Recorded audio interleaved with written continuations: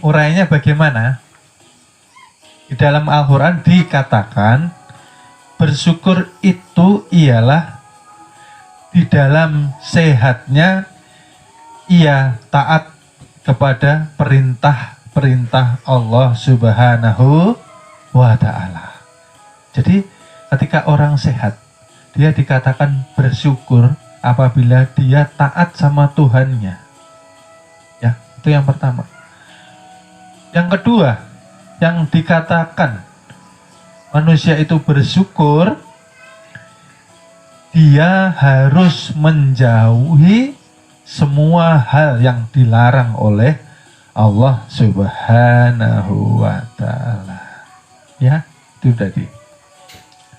Yang pertama, taat untuk menjalankan perintah. Yang kedua, taat untuk menjauhi larangan yang sudah Allah jabarkan di Al-Quran. Segala sesuatu, semuanya yang dikatakan maksiat, semuanya yang tidak diridhoi Allah Subhanahu wa Ta'ala.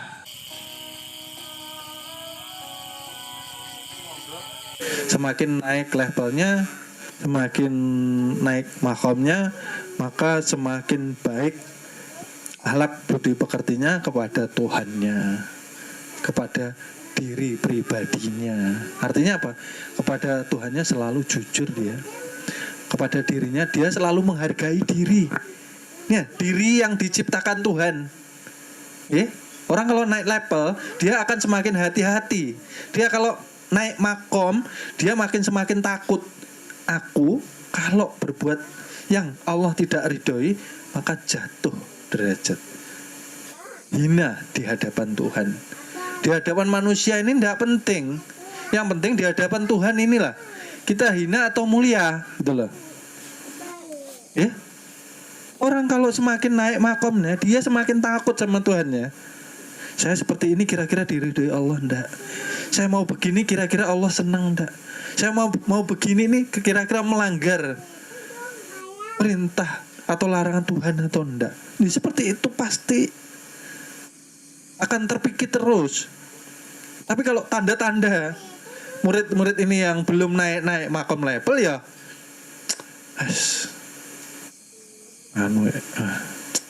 sekali ini aja lah, besok enggak.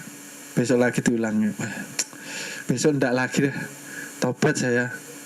Astagfirullah. Besok diulangi lagi. Artinya tidak menghargai diri jasadnya tidak dihargai. Artinya dia pun akan tidak dihargai Tuhan. Ya. Dirinya yang membentuk Tuhan. Dirinya ini dikehendaki Tuhan untuk menjoirkan sifat ketuhanan. Artinya menjoirkan sifat kebaikan saja.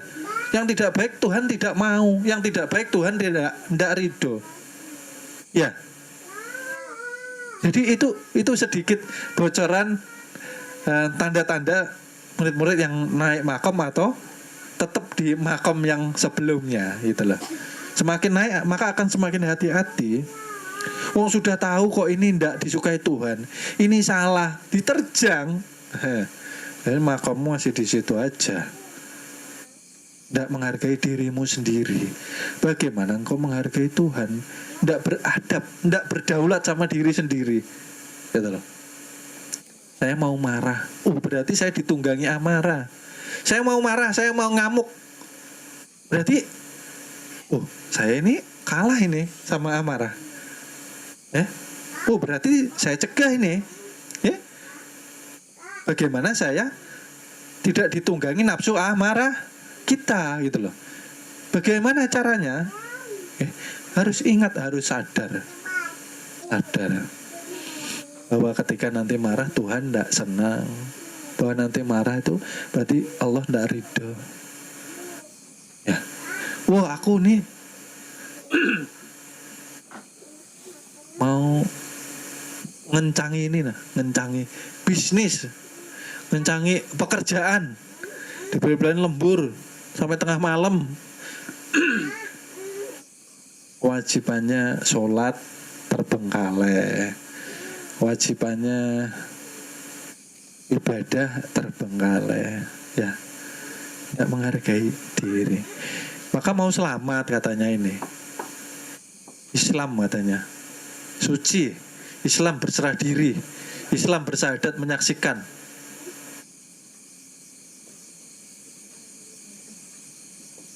Tuhan itu kenyataan dari hamba ini, kenyataan dari Tuhan kalau. Tapi hamba bukan Tuhan. Ya, hamba kenyataan daripada Tuhan. Tapi hamba bukan Tuhan. Artinya kalau mau selamat ikuti petunjuk Tuhan.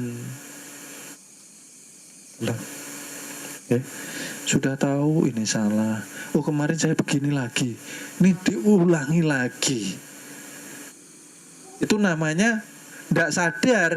Itu hobi mengulangi kesalahannya. Kan seperti itu. Artinya apa? Kasihan kita. Orang seperti ini terseret dia sama nafsunya, sama kudanya. Luka.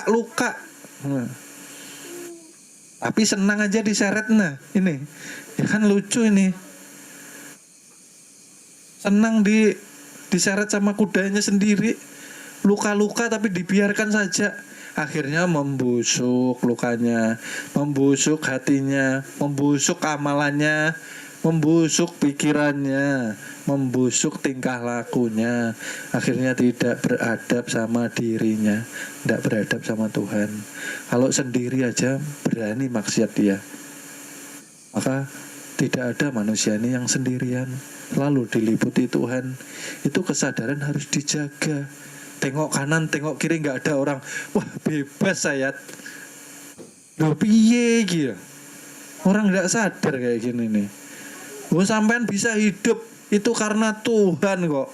Hidup ini hayat ini napas ini ruh ini Nur Muhammad ini nur dari Zatullah ini tidak terpisah dengan Tuhan.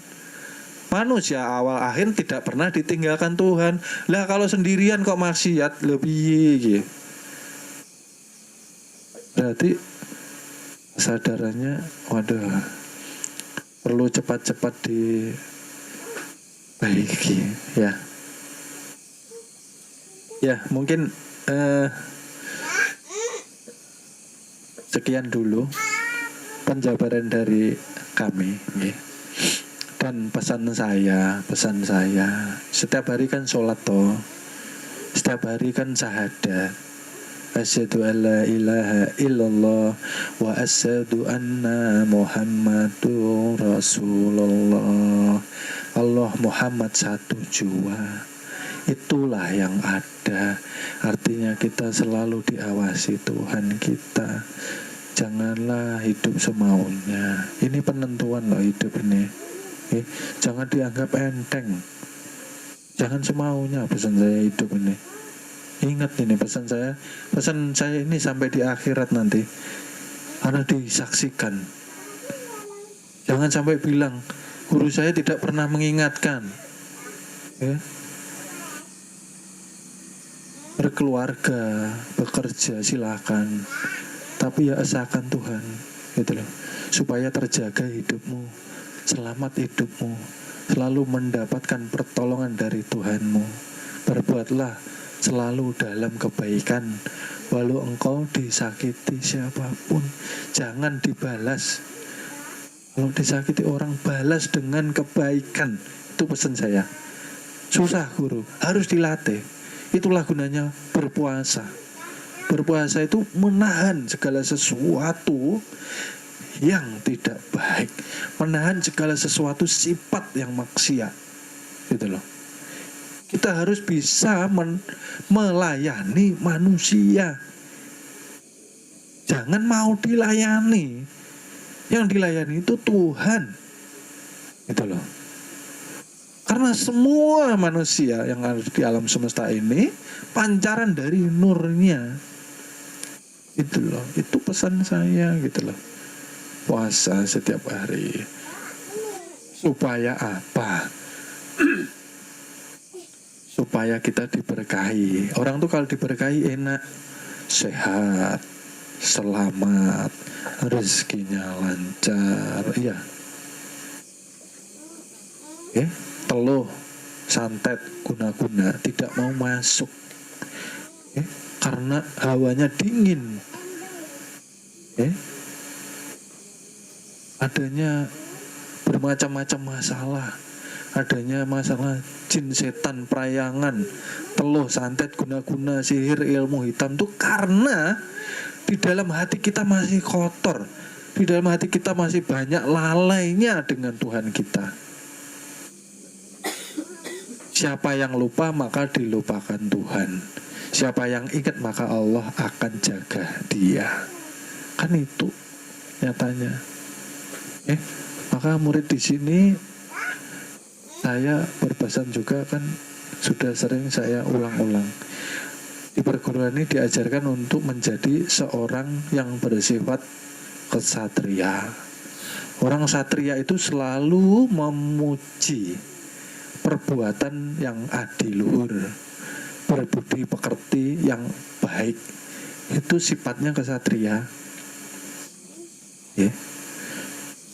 Nah, murid yang dididik untuk menjadi sifat-sifat kesatria harus rajin, senang, hobi puasa. Itu harus, gitu loh. Kita ini mau dijadikan kesatria yang selamat di dunia, di akhirat menggapai kejayaan hidup. Artinya kita akan jaya ketika asa dengan Tuhan kita. Tapi sebaliknya, ketika kita terpisah dengan keesaan bersama Tuhan, maka hancurlah kita. Maka banyak ya ruh yang gentayangan, ruh yang tidak diterima Tuhan, ruh yang menyesal, ruh yang kesakitan, ruh yang selamanya akan meratapi hidupnya. Ternyata hidup di dunia yang dikiranya tidak ada kehidupan setelah mati, ternyata ketika dia mati, dia memulai kehidupan yang kekal abadi. Jadi murid di sini harus bertafakur, harus berpikir, harus merenung. Jangan menggadaikan kesenangan yang sebentar saja.